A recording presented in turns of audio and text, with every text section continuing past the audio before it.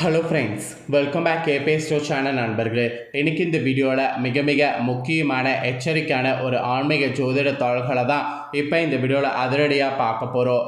அதிரடியாக பார்க்குறதுக்கு முன்னாடி எதை பற்றிய தாள்கள், என்ன மாதிரியான தாள்கள் அப்படிங்கிறத எல்லாமே ஷேர் பண்ணுறேன். எல்லாத்தையுமே இந்த வீடியோவில் ஃபஸ்ட்டு தெரிஞ்சுக்குங்க. ஸோ இப்போ பார்த்தீங்கன்னு வச்சுக்கோங்களேன், மார்ச் மாதமானது நடந்துகிட்ருக்கு. மார்ச் மாதத்தில் ஒன்றாவது ஒரு முக்கியமான நாள்னால் அது மார்ச்சுடைய 13ஆம் தேதியை சொல்லலாம். ஆக்சுவலி மார்ச் மாதத்துடைய 13ஆம் தேதி தமிழ் மாதத்தில் மார்ச்சியுடைய 29ஆம் நாள், கிழமை வியாழக்கிழமை. இந்த நாள் என்ன ஒரு முக்கியமான நாள் அப்படின்னு கேட்குறீங்களா? இந்த நாள் பார்த்தீங்கன்னு வச்சுக்கோங்களேன், பௌர்ணமியானது வருது. வரக்கூடிய பௌர்ணமி மாசி மாதத்தில் வியாழக்கிழமை வரக்கூடிய மக நட்சத்திர பௌர்ணமி. ஆக்சுவலி இந்த பௌர்ணமி இந்த பிரபஞ்சத்தில் சாதாரண பௌர்ணமியாக கருதப்படலை, ஒரு அதிசக்தி வாய்ந்த நாளாக கருதப்படுது. இந்த பௌர்ணமி அன்னைக்கு பிரபஞ்சத்தில் ஒரு பயங்கரமான சக்தியானது உலா வரும். இந்த சக்தி உலா வர்றதுனால கிரகங்களிடையே சில மாற்றங்கள் ஏற்படும். இந்த மாற்றங்கள் ஒவ்வொரு ராசிக்கும் ஒவ்வொரு வகையில் தாக்கத்தை ஏற்படுத்தும். அப்படி ஏற்படுத்தக்கூடிய தாக்கத்தை அந்தந்த ராசிக்காரங்க தெரிஞ்சு பயனடையணுங்கிறதுனால ஒவ்வொரு ராசிக்கும் என்ன தாக்கம் ஏற்படும் அப்படிங்கிறத ஷேர் பண்ண ஆரம்பிச்சிருந்தேன்.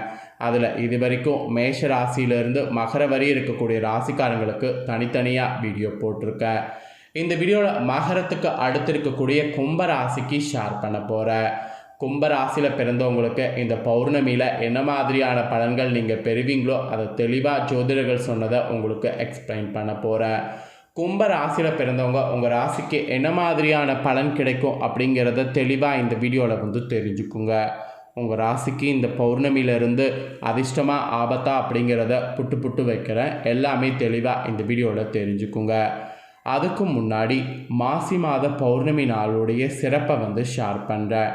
ஆக்சுவலி மற்ற பௌர்ணமியை விட மாசி பௌர்ணமி அன்னைக்கு நான் சொல்கிற மாதிரி விரதம் இருந்து வழிபாடு செய்திங்கன்னா அளவற்ற பலன் உங்கள் ராசிக்கு கிடைக்கும் என்று சொல்லப்படுது. அதில் ஃபஸ்ட்டு என்ன கிடைக்குன்னா, இப்பிறவிக்கு பிறகு இனி பிறவா நிலை உங்களுக்கு கிடைக்கும்.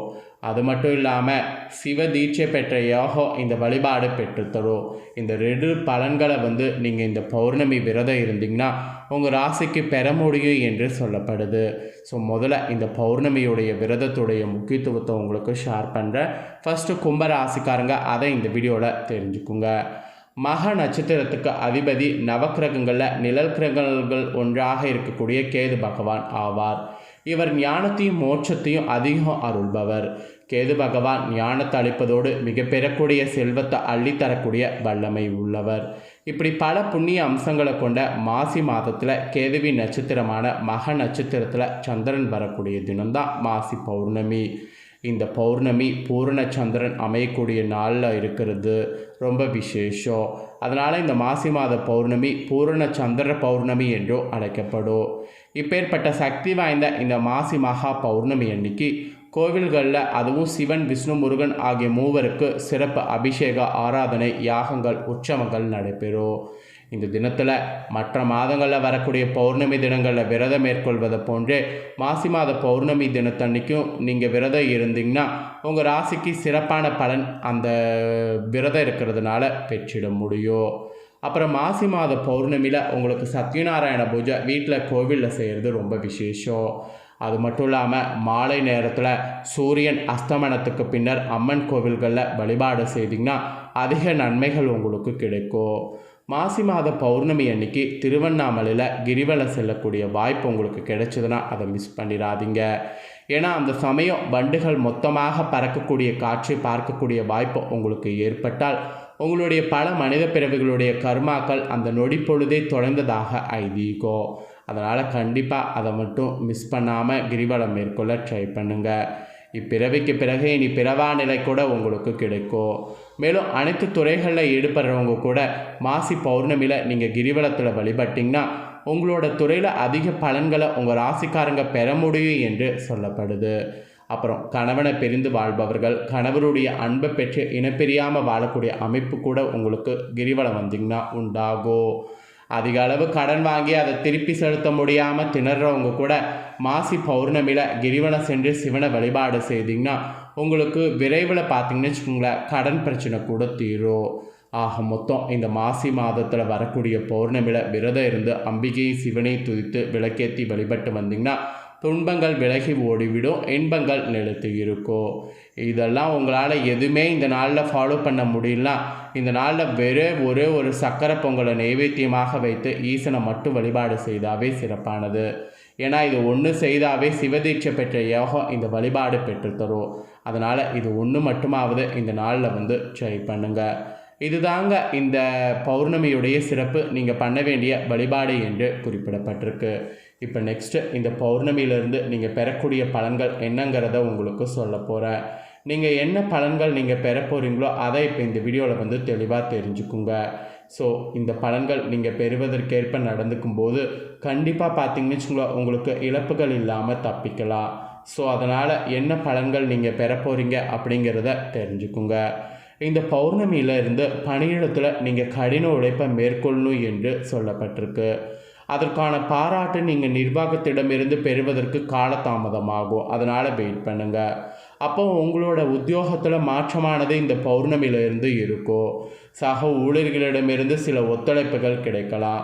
சில நேரத்தில் பணியிடத்தில் அவர்களுடைய உதவி உங்களுடைய வளர்ச்சிக்கு உதவியாக கூட இருக்கும். அப்புறம் வியாபாரத்தில் ஈடுபடக்கூடிய உங்களுக்கு இந்த நேரத்தில் லாபத்தை பெறுவது ஈஸியாக இருக்கும். உங்களுடைய சொந்த முயற்சிகள் மூலம் கணிசமான வெற்றியை இந்த பௌர்ணமியிலிருந்து காணலாம். அதுக்கப்புறம் காதலர்கள் நீங்கள் இனிமையான தருணங்களை அனுபவிக்கிறதுக்கு உங்களுக்கு சூழ்நிலை அமைஞ்சிருக்கு. அப்புறம் திருமணமான தம்பதிகளாக இருக்கிறவங்க ஒருவருக்கொருவர் பரஸ்பரம் அனுசரித்து இந்த பௌர்ணமியிலிருந்து நடந்து கொள்ளணும். ஏன்னா இந்த காலகட்டத்தில் நீங்கள் உடல் ரீதியாகவும் மன ரீதியாகவும் நல்ல ஆரோக்கியத்தை அனுபவிக்கிறதுக்கு சில தடைகள் வரும் என்று சொல்லப்பட்டிருக்கு. அப்புறம் குடும்பத்தினருடைய ஆதரவு மூலம் நிதி நிலைமை உங்களுக்கு வசதியாகவும் முன்னேற்றமாகவும் இந்த பௌர்ணமியிலிருந்து இருக்கும்.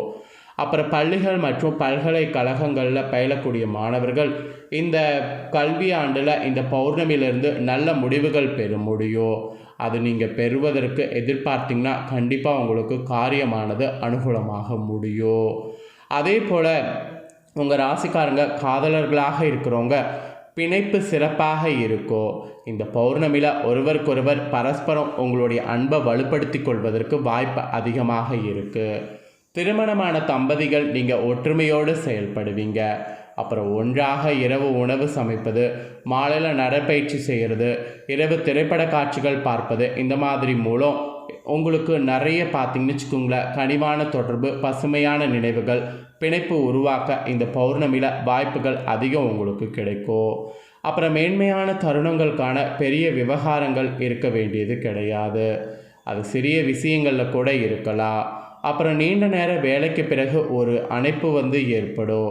ஒரு உண்மையான பாராட்டு அல்லது புன்னகை உங்களுக்கு போதுமானதாக இருக்கும். ஸோ இத்தகைய செயல்கள்லாம் ஒருவரை ஒருவர் விசேஷமாக உறவணைக்கும். அதாவது உங்களுக்கு ஒரு விசேஷமாக உணர வைத்து உங்களுடைய உறவை இந்த பௌர்ணமியிலிருந்து வளர்க்குற மாதிரி இருக்கும். வயதான குடும்ப உறுப்பினர்களோடு உங்கள் உறவு சவாலானதாக இருக்காது. உங்கள் குழந்தைகளோடு உறவு சிறப்பாக இருக்கும். ஆக மொத்தம் உங்களுக்கு சிறப்பாக இருக்கிற மாதிரி சூழ்நிலை அமைஞ்சிருக்கு. அதுக்கப்புறம் உங்கள் நிதிநிலையில் இந்த பௌர்ணமியிலிருந்து புதிய வாய்ப்புகளுக்கான கதவுகள் திறக்கப்படலாம். ஒரு சீரான பொருளாதார அடித்தளம் மற்றும் நிதியில் முன்னேற்றங்களை அனுபவிப்பதற்கு கணிசமான வாய்ப்பு உங்களுக்கு வந்துவிட்டது. கடந்த காலத்தில் உங்கள் மனதில் தோன்றிய யோசனைகள் உணர்ந்து முதலீடு செய்வது இந்த பௌர்ணமியிலிருந்து தைரியத்தை வர வைக்க செய்யும். நீங்கள் பங்குகளை கையாள்வதில் கூட கவனமாக இருக்க வேண்டும். பெரிய லாபத்திற்கான வாய்ப்புகள் இருந்தாலும் புத்திசாலித்தனமாக இருங்க. இப்போது மாபெரும் பங்குகளை வாங்க வேண்டாம். இந்த பௌர்ணமிக்கு பிறகு கொஞ்ச நாளுக்கு அப்புறம் பங்குகளை வாங்குங்க. மற்றபடி நிதிநிலை இந்த மாதிரியான பலன்களை உங்களுக்கு கொடுக்க செய்யும். ஸோ நிதிநிலையில் நீங்கள் இந்த மாதிரியான சஸ்திரத்தன்மையை பெற போகிறீங்க. இந்த பௌர்ணமிக்கு பிறகு கும்பராசியில் பிறந்தவங்களுக்கு என்ன மாதிரியான பலன் கிடைக்கும் அப்படிங்கிறத தெளிவாக இந்த வீடியோவில் ஷேர் பண்ணிட்டேன். ஷேர் பண்ணதை தெளிவாக இந்த வீடியோவில் தெரிஞ்சிருப்பீங்க. ஸோ தெரிஞ்சதுக்கேற்ப நடந்து கும்பராசிக்காரங்க பலன் பெறுங்க. நீங்கள் இதை பார்த்து பலன் பெறுவது போல் உங்கள் ஃப்ரெண்ட்ஸ் ஃபேமிலியில் இருக்கிறவங்களும் பார்த்து பலன் பெறணும்னு நினச்சிங்கன்னா வீடியோ லைக் பண்ணி ஷேர் பண்ணுங்கள். வீடியோவை உங்கள் ஃப்ரெண்ட்ஸ் ஃபேமிலியில் இருக்கிறவங்களும் பார்க்கட்டும். அவங்களும் அவங்களோட ராசி கும்பராசியாக இருந்ததுன்னா இந்த முக்கியமான தாள்களை இந்த வீடியோ மூலிமா தெரிஞ்சு இதற்கேற்ப நடந்து பலனடையட்டும். நெக்ஸ்ட்டு நம்ம சேனலில் மீன ராசிக்காரங்களுக்கு பௌர்ணமியிலேருந்து என்ன பலன் கிடைக்கும் அப்படிங்கிற தாள்களோடு புதிய வீடியோவில் வந்து சந்திக்கிறேன். தேங்க்யூ.